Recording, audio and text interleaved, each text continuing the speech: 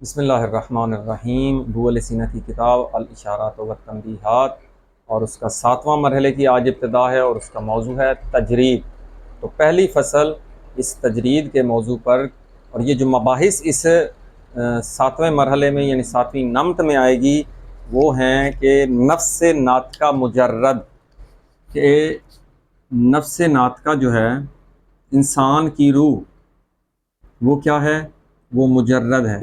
یا مجرد کس معنی میں استعمال ہوتا ہے؟ مجرد لفظ تجرید ہے مسئلہ اس موضوع اس مرحلے کا، تو مجرد سے مراد یا تجرید ہونا یہ مادہ اور مادی لوازمات سے پاک ہونا۔ اس پر دلائل سب سے پہلے لائے ہیں نفس ناطقہ پر، دیگر بھی مباحث ہیں اس میں۔ پہلی جو نفس ناطقہ مادہ اور مادیات سے پاک ہے اپنی ذات میں، اپنی حقیقت میں۔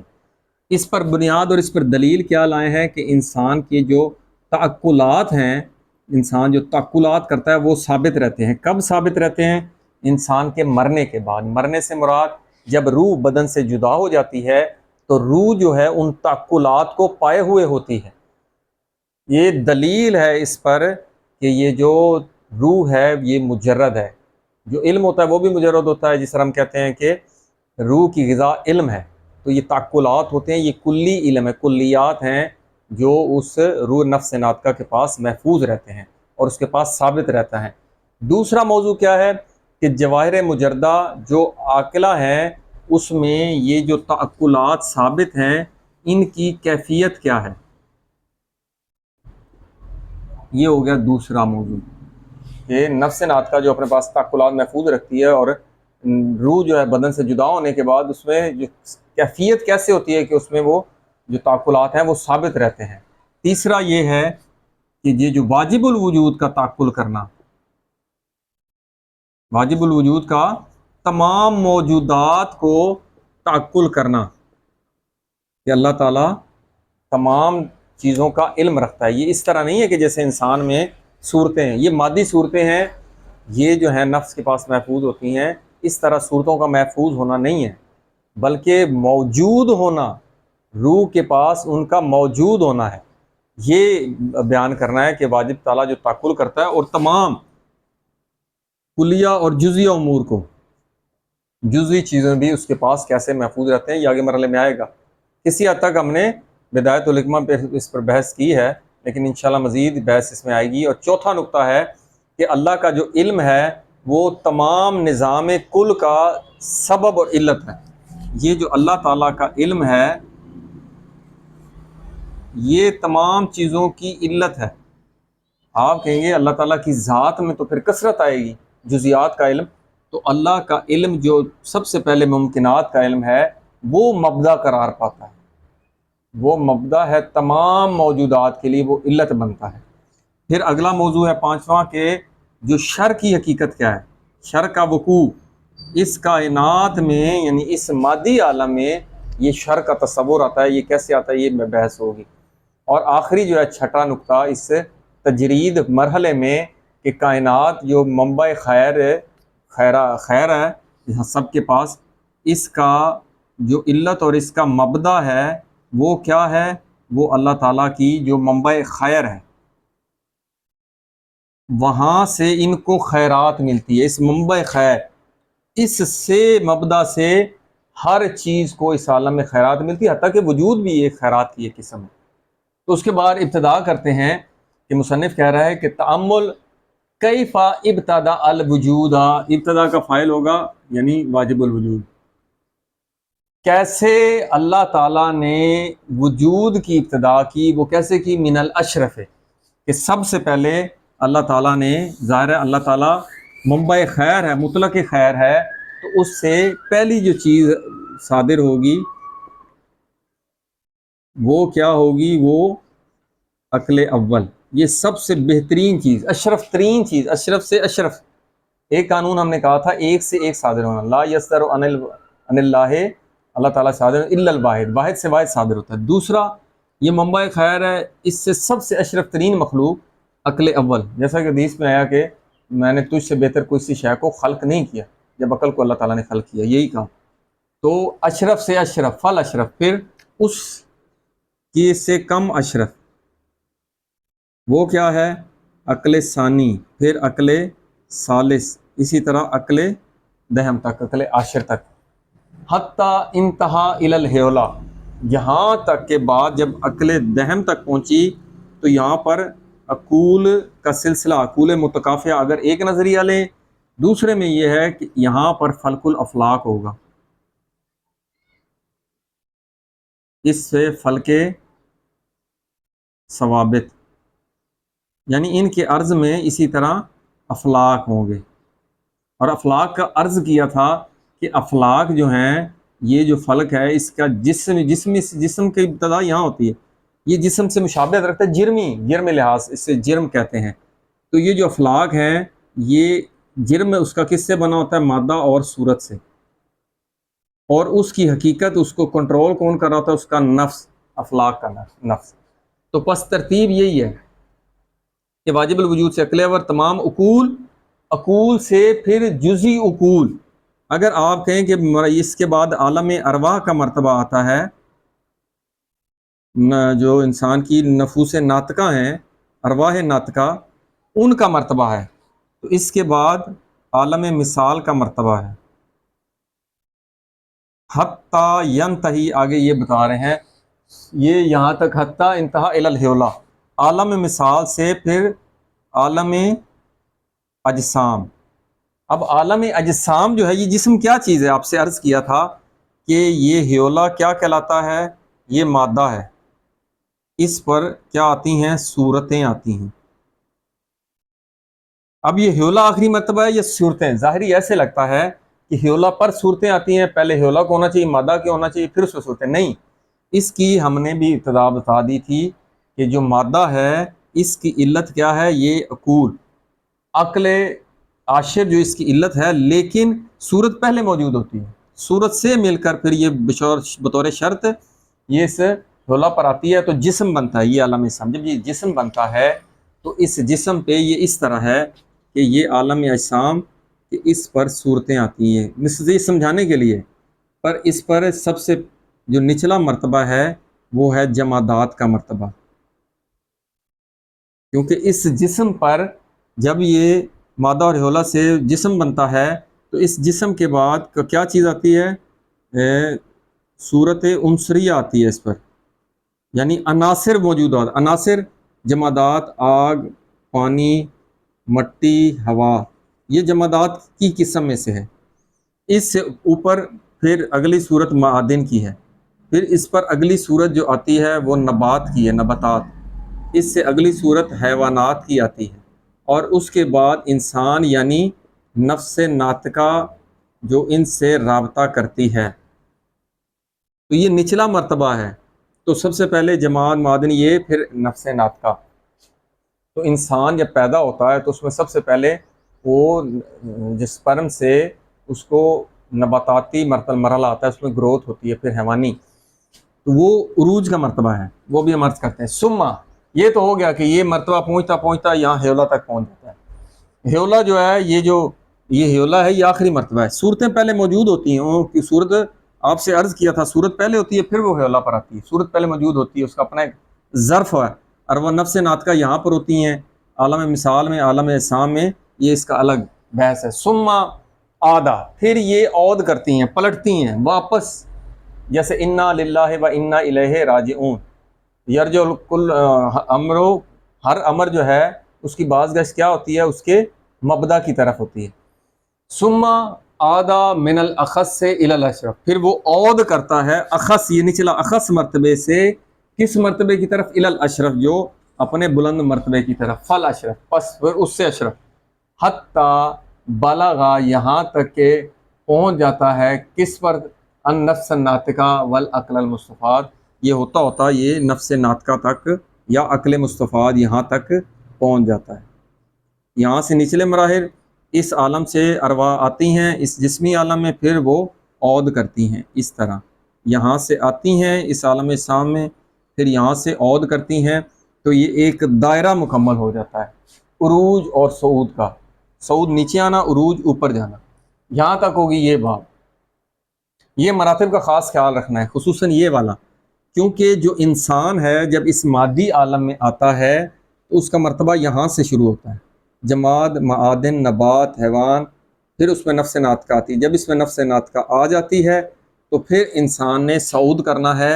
اس سے اظہار کس چیز کا ہوتا ہے؟ پہلے جماداتی اظہار، پھر اس کے بعد معدنی، پھر نباتی۔ آپ نے دیکھا اکثر اس مرحلے سے اوپر نہیں جا سکتے اس نباتی عالم میں۔ مثلا جو دیوانہ ہے یا اس طرح کے بعض لوگ ہیں، وہ صرف ان کی گروتھ ہو رہی ہوتی ہے، ان کو سوجھ بوجھ بھی نہیں ہوتی، اور حتیٰ کہ حیوانی جذبات بھی نہیں ہوتے۔ پھر اس سے اوپر والا مرتبہ حیوانی ہے، جبکہ کثرت افراد یہ جو ہے سب سے کثیر افراد کی ہے، کہ وہ حیوانی مرتبے میں ہیں۔ کہ حیوانی مرتبہ کیا ہوتا ہے؟ کہ انسان جو حیوانی، کہ اس دنیا میں کھانا پینا، سونا جاگنا، جنسی کام کرنا، اولادیں پیدا ہوتی ہیں، ان کی پرورش کرتے ہیں، یہ حد تک حیوان بھی یہی کر رہا ہے۔ اگر انسان یہ نہیں امور میں مبتلا ہے تو یہ حیوانی مرتبہ ہے۔ اس سے اوپر ہم نے عروج کرنا ہے۔ جو مقصد انسان ہے وہ ہے اس نفس ناطقہ کو مجرد کرنا۔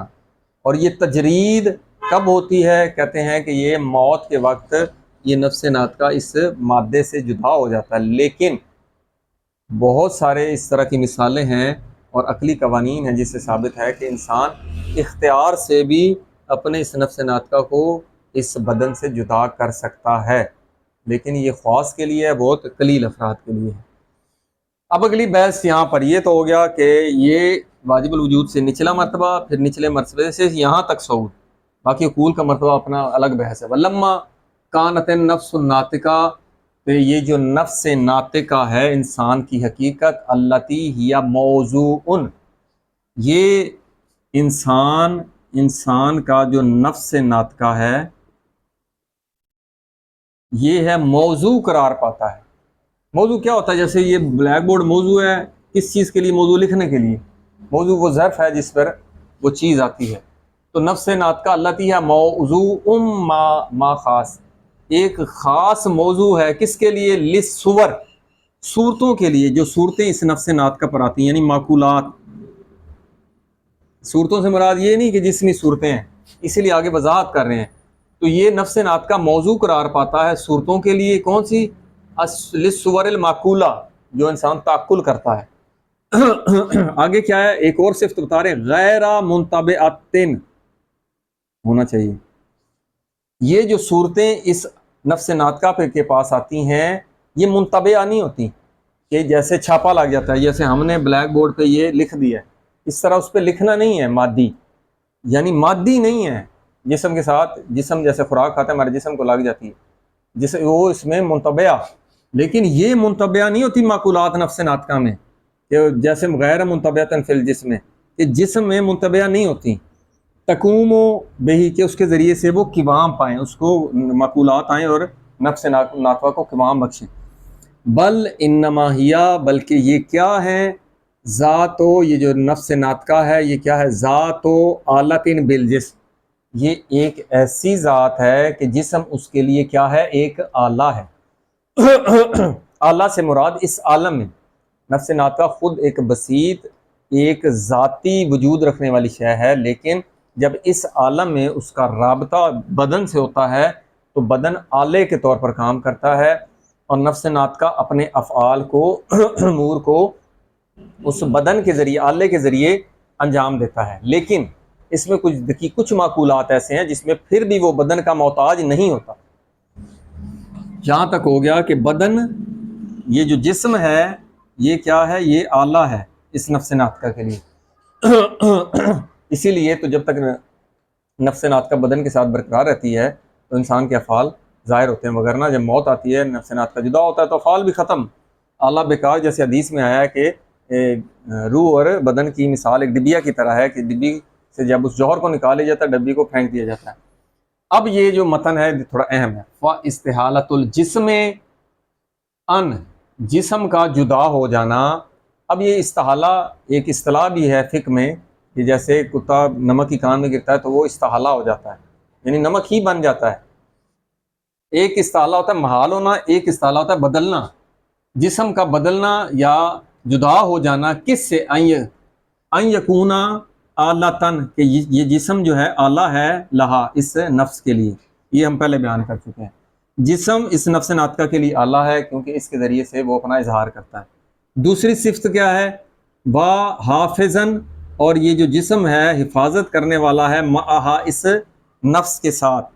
یہ جو جسم ہے یہ کیسے اس نفس ناطقہ کے لیے حافظن؟ تو یہ بالعرض حافظن ہے، بالعرض حافظن، حفاظت کرنے والا، بالعرض حفاظت کرتا ہے، جبکہ نفس ناطقہ بدن کی بذات حفاظت کرتا ہے۔ جب تک نفس ناطقہ بدن کے ساتھ ملک ہے بدن محفوظ ہے، جب جدا ہوگا تو پھر بدن بھی ختم۔ تو نفس ناطقہ بدن کی بذات حفاظت کرتا ہے، اور یہ جو بدن ہے نفس ناطقہ کی حافظ ہے، لیکن بالعرض ہے، وہ بھی ابھی ہم دیکھیں گے بالعرض سے مراد کیسے۔ یہی دقیق نقطہ ہے کہ روح کا بدن سے ارتباط کیسے ہوتا ہے، وہ آگے ہم دیکھتے ہیں۔ تو یہ جو جسم ہے اعلیٰ بھی ہے نفس کے لیے اور حفاظت بھی کرنے والا ہے۔ تو یہ جب جدا ہوتا ہے بالموت، موت کے ذریعے سے، جب جسم نفس ناطقہ سے جدا ہو جاتا ہے تو لا تضرو، تو یہ ضرر نہیں پہنچاتا اس کے جوہر کو، یعنی نفس ناطقہ کو کوئی نقصان نہیں ہوتا۔ موت آئی، بدن نفس ناطقہ سے جدا ہو گیا، بدن تو دیکھیں اب تحلیل ہو کے ختم ہو جاتا ہے، استحالہ ہو جاتا ہے، لیکن نفس ناطقہ کوئی اس کو موت جو ہے نقصان نہیں پہنچاتی، بلکہ وہ جن معقولات کو اس دنیا میں حاصل کرتی ہے وہ ایک بلند مرتبے میں ہوتی ہے، بالفعل ہو کے اس کا مقام و مرتبہ مزید بلند ہو جاتا ہے۔ اس لیے موت جو ہے اس کو کسی قسم کا ضرر اور نقصان نہیں پہنچاتی، نقص نہیں اس میں ڈالتی، بلکہ یکونو، بلکہ یہ جو جوہر ہے نفس ناطقہ یہ کیا ہوتا ہے؟ یکونو باقین، یہ باقی رہتا ہے، اس کو بقا ہے، لیکن کس چیز کے ذریعے سے؟ بے ما ہوا مستفید الوجود، جو اس کو ایک استفادہ دیتی ہے وجود کا، اس کے ذریعے سے۔ کہنا یہ چاہ رہے ہیں کہ نفس ناطقہ مرنے کے بعد اس بدن سے جدا ہو گیا، اب یہ نفس ناطقہ کو بقا ہے، اس کی بقا کس سے ہوگی؟ اس کی اپنی علت سے، جس علت سے اس کو وجود ملا ہے۔ اگر وہ 10ویں عقل فعال ہے تو وہ علت اور معلول ایک دوسرے سے جدا نہیں ہو سکتے، اس مقام و مرتبے میں یہ اپنی علت کے ساتھ ہے، کیونکہ یہ علت حقیقی ہے، ٹھیک ہے۔ علت تامہ جب موجود ہوتی ہے تو معلول بھی موجود ہوتا ہے، تو وہ کہہ رہے ہیں اس لیے موت کے بعد یہ باقی رہتی ہے، لیکن کس سے استفادہ کرتی ہے؟ من الجوہر الباقیہ، مستفید الوجود، وجود کو کہاں سے استفادہ لیتی ہے؟ من الجواہر الباقیہ، جو باقی جواہر سے۔ اب یہاں پر ایک نقطہ رہ گیا جو آپ سے عرض کرنا تھا، وہ یہ تھا کہ یہ یکون و اعلتاً بھی آپ سے عرض کر دیا، جسم بالعرض ایک حفاظت کرتی ہے۔ یہ کیسے حفاظت کرتی ہے؟ کہ جب انسان نفس ناطقہ بدن کے ساتھ ہے تو نفس ناطقہ کا اس بدن کے ساتھ کیسے ربط ہوتا ہے؟ تو یہ آپ سے پہلے عرض کیا تھا، جب بچہ پیدا ہوتا ہے اس سپرم کے مرتبے سے وہ گروتھ کرتا ہے۔ اب اس کی جو گروتھ ہوتی ہے اس کو سمجھنا ہے، نبات میں سمجھ سکتے ہیں، حیوان میں بھی، انسان میں بھی، کہ یہ جو مٹیریل انسان غذا کھاتا ہے، یا پودے لیتے ہیں غذا کو، یا حیوان لیتے ہیں، یا انسان لیتے ہیں، کہ انسان جو غذا کھاتا ہے وہ انسان کے معدے میں جا کر، اب ڈائجسٹو سسٹم آپ پڑھ سکتے ہیں کہ اس میں کون کون سا HCl ایسڈ ہے، دوسرے انزائمز آتے ہیں، اس کی ڈائجیشن ہوتی ہے، لیور سے بائل آتی ہے یا پیپسن ہوتی ہے، وہ ساری ڈائجیشن ہو کے وہ لیور میں جاتی ہے، لیور میں وہ لطیف غذا لیور میں جاتی ہے، جو کثیف ہے، جو بدن کو ضرورت ہوتی ہیں، پروٹین ہے، جو تھوڑی لیپڈز ہیں وہ حل ہو جاتی ہیں بدن کو جہاں ضرورت ہوتی ہے، اور کچھ جو ہے انڈائجسٹڈ فوڈ وہ انٹسٹائن میں آ جاتی ہے۔ لیور سے، جگر سے یہ پھر جاتی ہے دل میں، دل میں مزید اس کو اردو میں کہیں پکتی ہے، یعنی پختہ ہوتی ہے، اور اس کا لطیف جو مٹیریل ہے، اجزاء ہیں، وہ لطیف اجزاء اس دل سے پھر جاتے ہیں دماغ کی طرف۔ دماغ ان لطیف ترین اجزاء کو قبول کر کر یہاں پر اس کا تعلق اس قدر لطافت قائم ہوتی ہے کہ وہ روح بخاری یعنی نفس حیوانی کے ساتھ اس کا ربط ہوتا ہے۔ تو اس طرح یہ جو غذا ہے، یہ جو مادی عالم کا ایک ربط ہے نفس ناطقہ کے ساتھ، کہ غذا کس طرح اس بدن سے ہوتی اس مقام پر پہنچتی، اس قدر لطیف ہوتی ہے کہ روح حیوانی، پھر روح حیوانی کا ربط ہوتا ہے نفس ناطقہ کے ساتھ، اسی لیے کثیف غذا کھانے سے لطیف غذا پہنچتی نہیں ہے، اس لیے وہ لوگ حیوانی مرتبے میں ہی رہتے ہیں۔ انشاءاللہ اس کی مزید وضاحت، یہ فصل ختم ہے، اگلے مرحلے میں مزید وضاحت آئے گی، والحمدللہ رب العالمین۔